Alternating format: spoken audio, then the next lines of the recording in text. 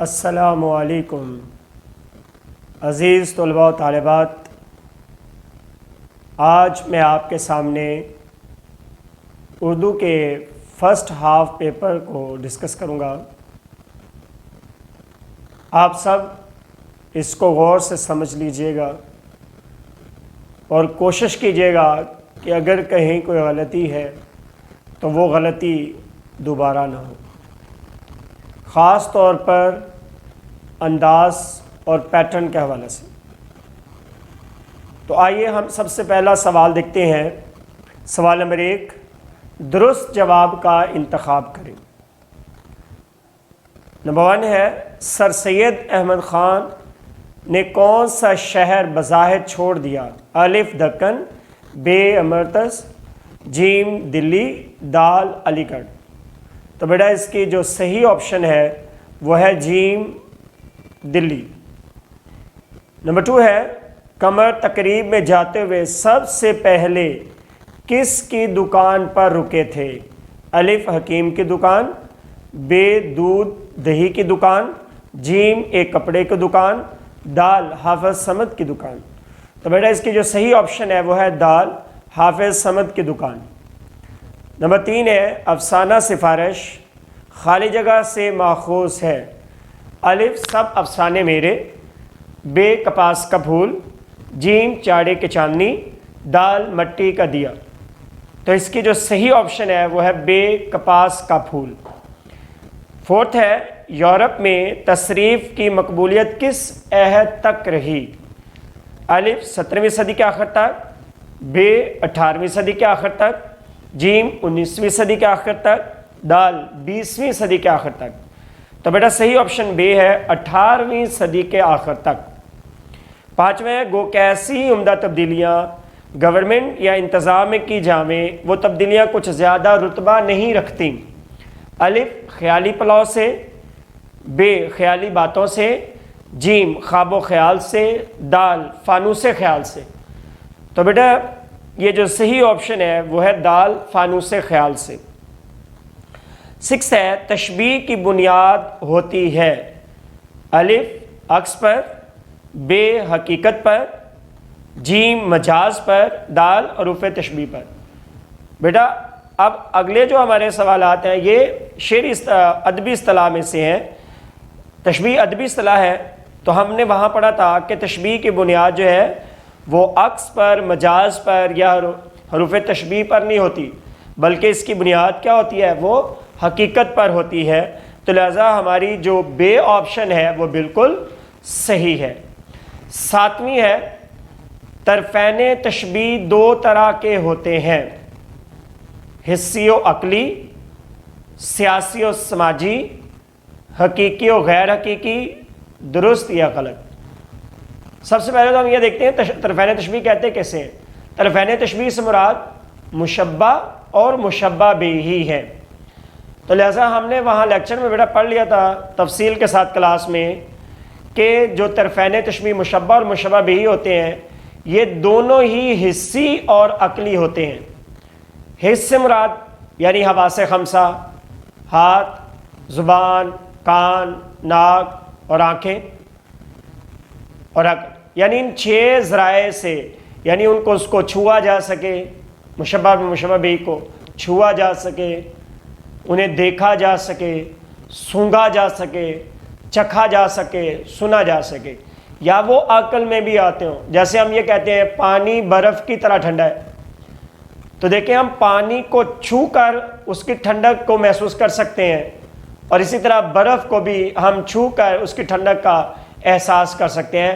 تو لہٰذا اس کے اندر حصے جو لامسہ ہے وہ موجود ہے۔ اسی طرح علی شیر کی طرح بہادر ہے، تو شیر بہادر ہے یہ ہمیں پتہ ہے، ہمارے عقل کے مطابق ہے، تو لہٰذا علی وہ بھی بہادر ہے، تو دونوں کی بہادری کیا ہے؟ وہ دکھائی دیتی ہے۔ تو لہٰذا اس لیے طرفین تشبیہ کا بیٹا حسی اور عقلی ہونا جو ہے وہ ضروری ہے، اس لیے الف آپشن بالکل صحیح ہے۔ 8واں استعارہ کے معنی ہے؟ الف نقد لینا، ب لینا، جیم مستعار لینا، دال خرید لینا۔ تو اس کا صحیح جواب جو ہے وہ مستعار لینا ہے، جی ہم آپشن۔ نامہ ہے استعارہ میں لفظ آتا ہے الف مجازی معنی میں، بے حقیقی معنی میں، جیم اصلی معنی میں، دال لغوی معنی میں، تو اس کے بیٹا صحیح آپشن ہے مجازی معنی میں۔ 10واں ہے ارکان استعارہ کتنے ہیں؟ الف 2، بے 3، جیم 4، دال 5، تو اس کے جو صحیح آپشن ہے وہ بیٹا ہے 3۔ اب شعری اصطلاحات میں سے 5 MCQs ہیں۔ 11واں ہے مقطع ہے الف علم بیان، بے ردیف، جیم استعارہ، دال شعری اصطلاح، تو بیٹا دال آپشن یہ صحیح ہے، یہ شعری اصطلاح ہے، کیونکہ علم بیان کی جو 4 اقسام ہیں وہ ادبی اصطلاحات ہیں، جیسے تشبیہ، استعارہ، تلمیح اور مجاز مرسل، مجاز مرسل اور کنایہ، تلمیح نہیں ہے، تلمیح صنایع کی قسم ہے۔ 12واں ہے اگر کسی غزل کے مطلع کے دونوں مصروں میں ردیف نہ ہو تو ضروری ہے، الف قافیہ، بے ردیف، جیم مطلع، دال مقطع۔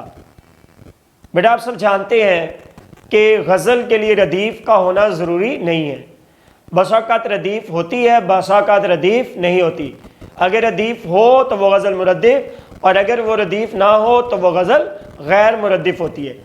اب اس صورت میں جب کسی بھی غزل میں ردیف نہ ہو تو قافیے کا ہونا ضروری ہوتا ہے، لہذا الف آپشن جو ہے وہ بالکل صحیح ہے، قافیہ۔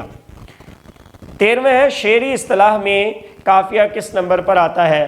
پہلے، دوسرے، تیسرے، چوتھے؟ تو بیٹا یہ اگر دیکھا جائے تو پہلے مطلع ہے، مطلع کے اندر جو ہے وہ پہلے قافیہ آتا ہے، تو یہ دوسرا ہو جائے گا۔ 14واں ہے اگر کسی غزل یا قصیدے کے آخری شعر میں شاعر کا تخلص نہ ہو تو کہلاتا ہے، پہلا شعر، دوسرا شعر، آخری شعر یا تینوں؟ ہم پڑھ چکے ہیں کہ مقطع کے لیے آخری شعر اور شاعر کا تخلص دونوں کا ہونا ضروری ہے، لیکن اگر وہ آخری شعر ہے اور اس میں شاعر نے اپنا تخلص استعمال نہیں کیا تو بیٹا وہ آخری شعر تو ہوگا لیکن وہ مقطع نہیں ہوگا، لہٰذا جیم آپشن صحیح ہے، آخری شعر۔ 15واں ہے قافیہ کہتے ہیں ان الفاظ کو جو ہوتے ہیں ہم صورت کا مطلب ہم شکل، بے ہم آواز، جیم ہم نسل یا تینوں؟ تو ہم پڑھ چکے ہیں قافیہ ہم آواز، ہم وزن اور ہم صوت آواز الفاظ کو کہتے ہیں، تو جیسے کہاں، جہاں، نیہا، پنہا، مہما، میزباں، ایسے الفاظ۔ بے ہے درست آپشن ہم آواز۔ اب آتے ہیں لاسٹ 5 MCQs کی طرف جو تذکیر و تانیث کے حوالہ سے ہے۔ کلیات اقبال چھپ خالی جگہ ہے، الف گئی، بے گیا، جیم گئے، دال چکے۔ کلیات اقبال یہ کتاب کا نام ہے اور ہم پڑھ چکے ہیں کہ جو کتاب ہوتی ہے وہ مؤنث ہوتی ہے، لہذا کلیات اقبال چھپ گئی ہے۔ 17واں ہے بازار میں کیچڑ خالی جگہ، الف پھیلا، بے پھیلی، جیم پھیلا ہوا، دال پھیلے، تو کیچڑ جو ہے بیٹا یہ مؤنث ہے، تو لہذا بے آپشن صحیح ہے، پھیلی ہے۔ 18واں ہری ہری گھاس آنکھوں کو خالی جگہ ہے، بھاتا، بھاتے، بھاتی، بھایا، تو ہری ہری گھاس یہ چونکہ مؤنث ہے گھاس اس لیے جیم آپشن صحیح ہے، بھاتی بھاتی۔ 19واں کوچوان نے گھوڑا گاڑی خرید، الف لیے ہے، بے لی ہے، جیم لیا ہے، دال لی ہے، تو بیٹا اس کی جو صحیح آپشن ہے وہ ہے بے، لی ہے، گھوڑا گاڑی مؤنث ہے۔ 20واں احمد نے نئی بائسیکل خالی جگہ، الف خریدی ہے، بے خریدے ہیں، جیم خریدی ہے، دال خریدی ہے، تو بیٹا بائسیکل جو ہے یہ مؤنث ہوتی ہے اس لیے الف آپشن صحیح ہے، خریدی ہے۔ یہ تو تھے بیٹا ہمارے کثیر الانتخابی 20 سوالات اور ان کے درست جوابات۔ اب آتے ہیں ہم سوال نمبر 2 کی طرف۔ سوال نمبر 2 میں غزل کے 2 اشعار ہیں کہ 10 اشعار کی تشریح کیجیے، نیز نظم کا اشعار کا نام بھی لکھیے۔ تو سب سے پہلے بیٹا ہم نے اوپر سوال نمبر 2 لکھنا ہے، نیچے حصہ الف، اس کے بعد آپ نے ہیڈنگ دینی ہے نظم کے اشعار کی تشریح، اور اس کے بعد آپ نے ایک سائڈ پہ لکھنا ہے شاعر کا نام۔ تو شاعر کا نام کیا بیٹا؟ میر انیس۔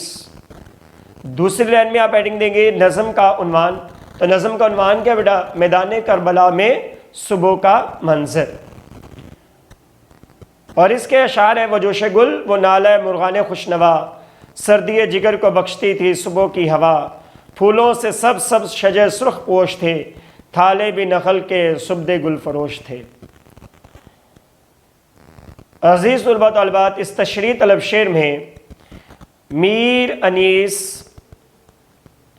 اس صبح کے خوبصورت منظر کو اجاگر کرتے ہوئے دکھائی دیتی ہیں کہ جس دن نواسہ رسول صلی اللہ علیہ وآلہ وسلم نے میدان کربلا میں قدم رنجہ فرمائے تھے۔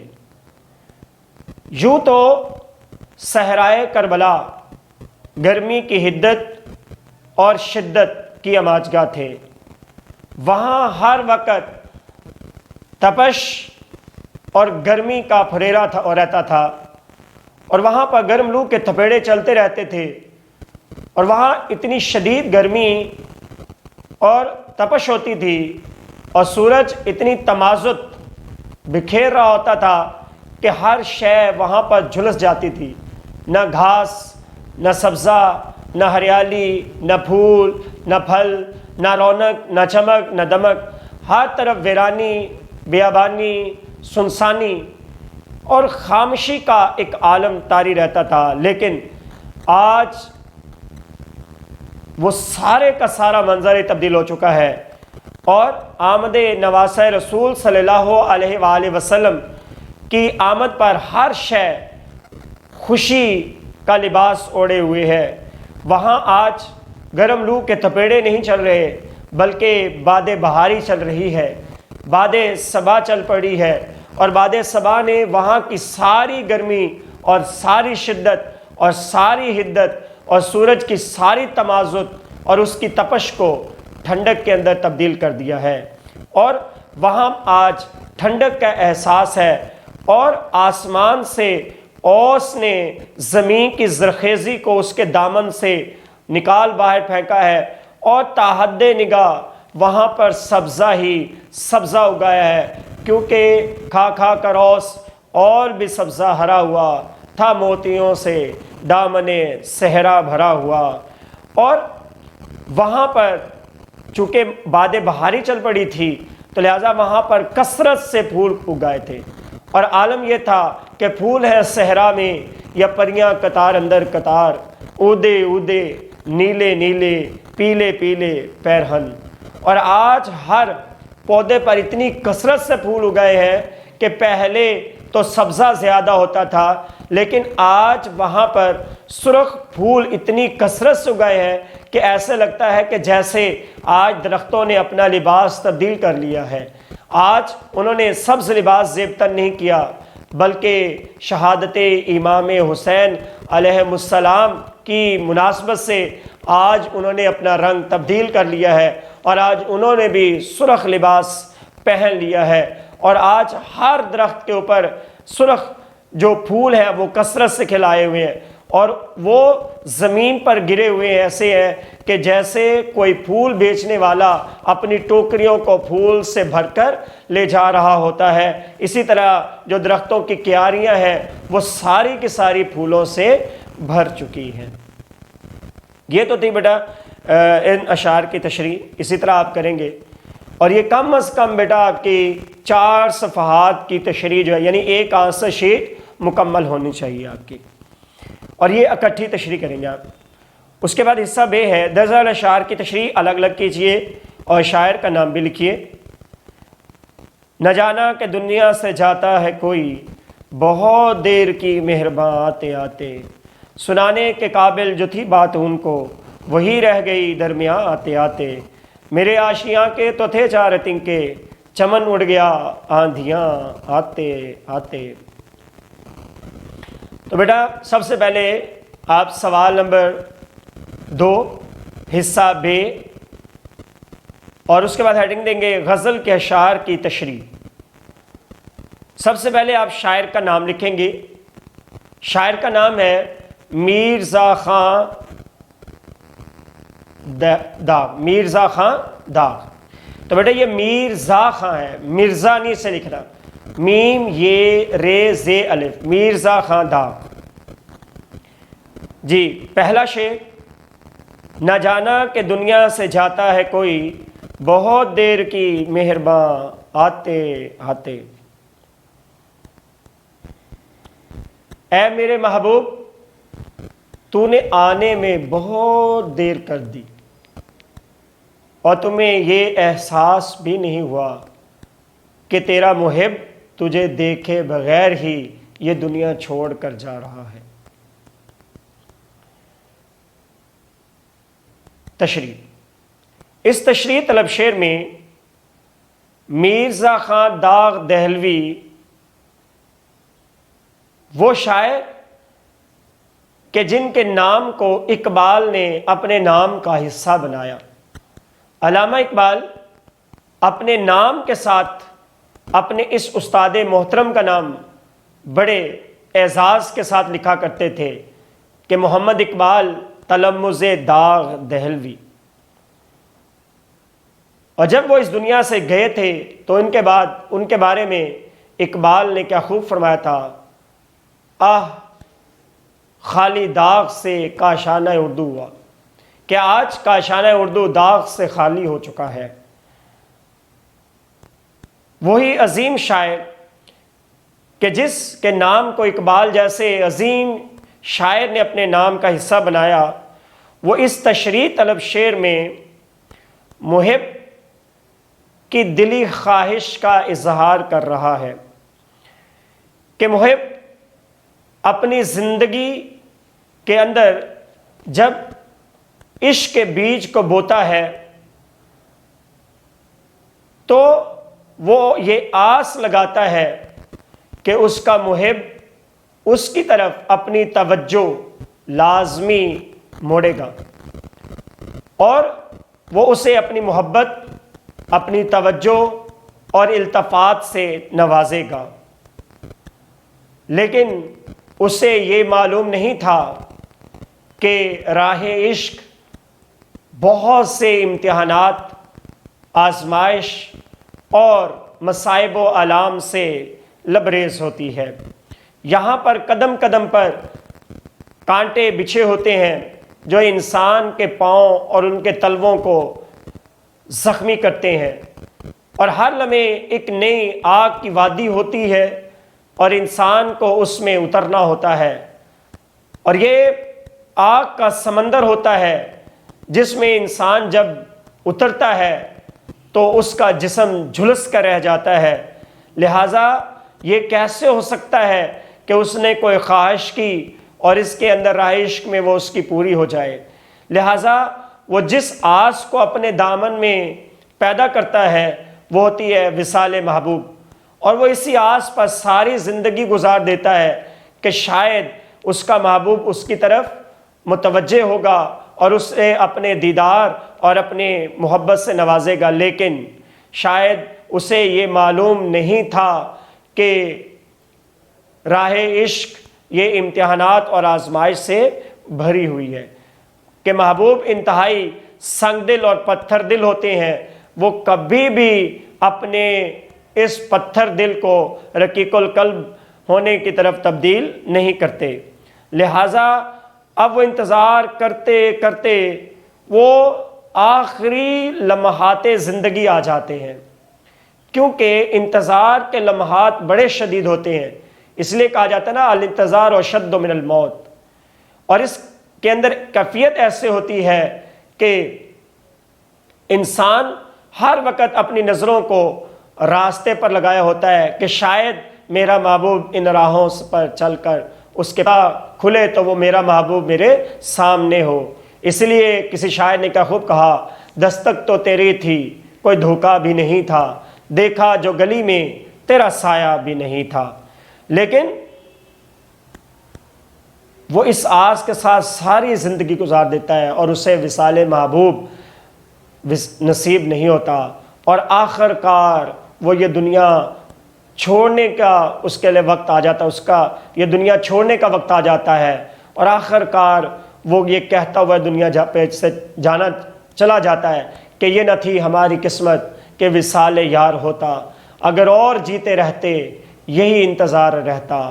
لہٰذا وہ کہتا ہے اے میرے محبوب تو نہیں آیا، لیکن میں تیری آس پر، تیری دید کی امید کو اپنے دل میں دبائے یہ دنیا چھوڑ کر جا رہا ہوں۔ لیکن جب وہ چلا جاتا ہے مر جاتا ہے تو اس کا محبوب اس کے قبر کے سرحانے آ کھڑا ہوتا ہے، تو اس وقت وہ اپنے محبوب کو سے کلام کرتا ہے، ہم کلام ہوتا ہے اور اسے کہتا ہے میرے محبوب تو نے آنے میں کتنی دیر کر دی، کیونکہ اب شاید زندگی کے یہ لمحات واپس نہ آ سکیں، اب تیرے آنے کا کوئی فائدہ نہیں ہے۔